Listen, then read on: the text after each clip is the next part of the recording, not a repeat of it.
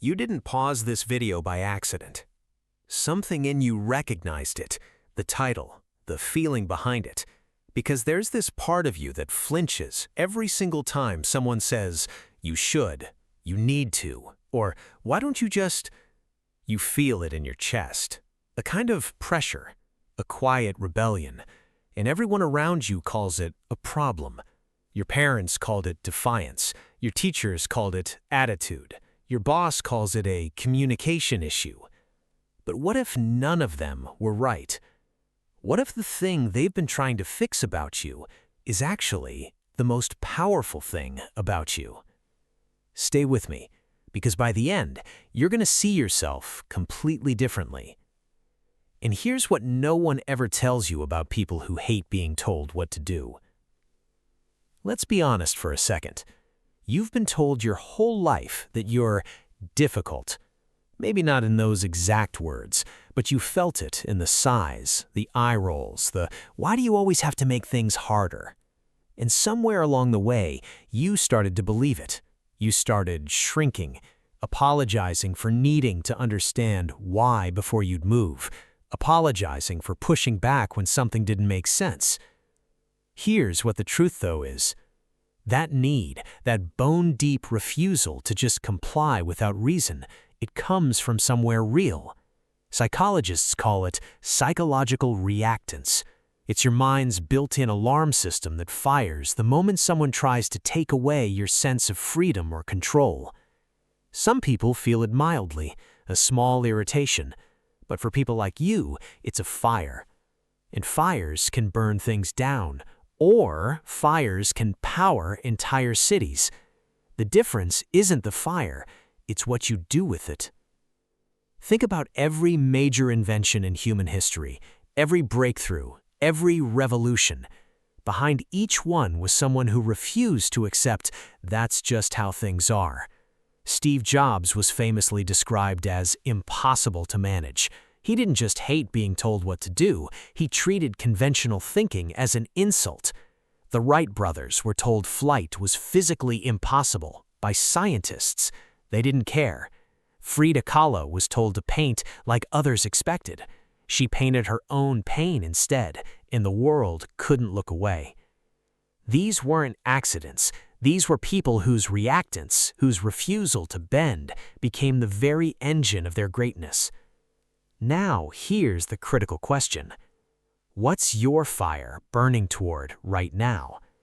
Because here's what separates people who hate being controlled into two groups. Group 1 burns outward. They fight everything, resist everyone, and exhaust themselves fighting battles that don't matter. Group 2 burns inward. They channel that energy into building something no one can take from them. Autonomy, vision, their own rules. Which group are you in? And more importantly, which group do you want to be in? Here's where it gets genuinely fascinating. Research from the University of Pennsylvania found that people with high reactance actually perform better, significantly better, when they feel like the decision came from them. Same task, same instructions, completely different output based on whether they felt ownership over the process. That's not stubbornness, that's self-determination theory in action. Your brain is literally wired to perform at a higher level when it feels free. Most workplaces punish that. Most schools punish that. Most relationships, if they're honest, feel threatened by it. But the environments built for people like you, entrepreneurship, creative fields, leadership, research, innovation, these spaces don't just tolerate your wiring, they need it. Here's what the part that might be uncomfortable to hear. The anger you feel when someone tries to control you, that's information. It's telling you, this doesn't fit, this isn't where you're meant to operate. The goal isn't to suppress that reaction, the goal is to listen to it strategically. So, how do you actually work with this wiring instead of against it? 3 things. First, give yourself the why before anyone else has to.